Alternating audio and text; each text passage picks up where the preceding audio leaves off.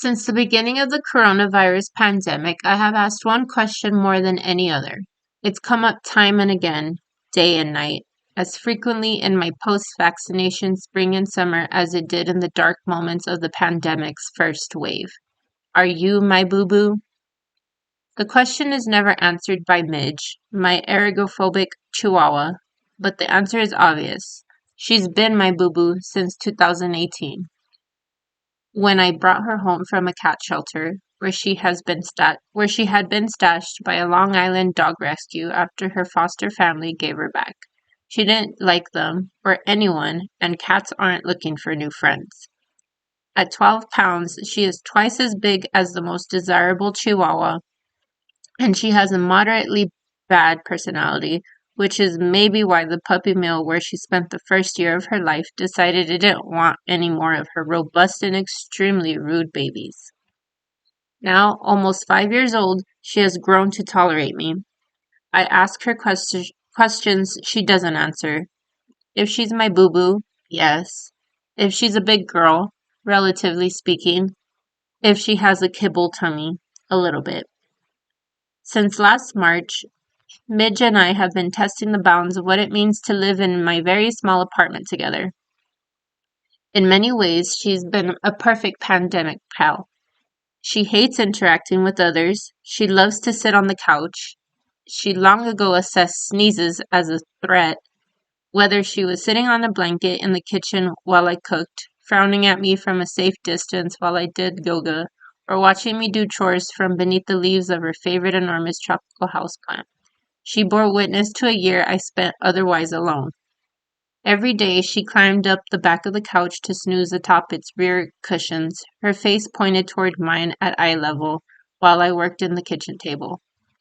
In a year when time felt slippery, Midge kept track of it, waking me up for breakfast, wagging a nightly campaign for dinner, huffing and snorting and pacing until I got up from work to play fetch with her stuffed crocodile for a few minutes. Many days she was the only living thing I spoke to, and the only one I touched. She tolerated most of my hugs, and once, when I was in the depths of late winter depression, she let me pick her up and hold her tiny warm chest to my forehead for a few seconds. Her big brown eyes looked dismayed and embarrassed after these displays of affection, which is usually enough to make me laugh.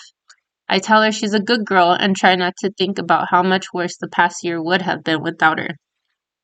Or for that matter, the past 3 years. The 2020 pet adoption surge was sharp. Shelters emptied and rescue groups ran out of dogs as the work from home set welcomed new companions for themselves and their kids. Among adults under 40, who accounted for the majority of pet adoptions, the pandemic era spike in demand was an anomalous in its intensity, not its trajectory. Millennials recently overtook boomers as the largest pet-owning cohort of Americans. By some estimates, more than half of them have a dog. The pet ownership rate is even higher among those with college education and a stable income. The same people who are more likely to delay marriage, parenthood, and home ownership beyond timelines set by previous generations. Dogs, long practical partners in rural life or playmates for affluent children, have become a life stage unto themselves.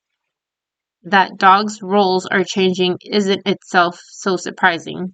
Humans and canines have been molding themselves to each other's needs for tens of thousands of years, helping ensure the mutual survival of both species. The question is why the relationship is changing so quickly right now. For America's newest adopters, a dog can be many things. A dry run for parenthood, a way of putting down roots when traditional milestones feel out of reach.